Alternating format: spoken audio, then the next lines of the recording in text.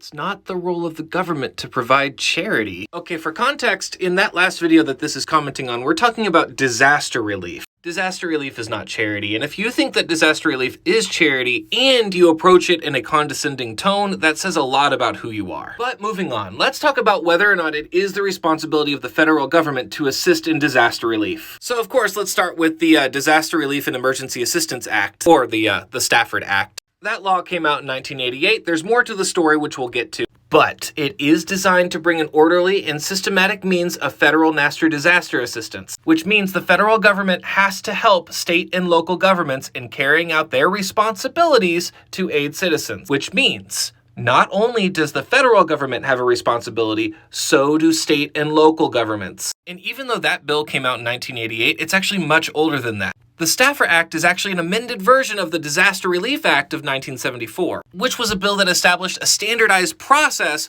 of presidential disaster declarations. And here's the thing, disaster relief in the federal government has an entire history, starting back in 1803. And you can look at that entire history on the U.S. Department of Housing and Urban Development website. But yes, it absolutely is the responsibility of not just the federal government, but local and state governments to assist in disaster relief. That's one of the very important things that governments are supposed to do.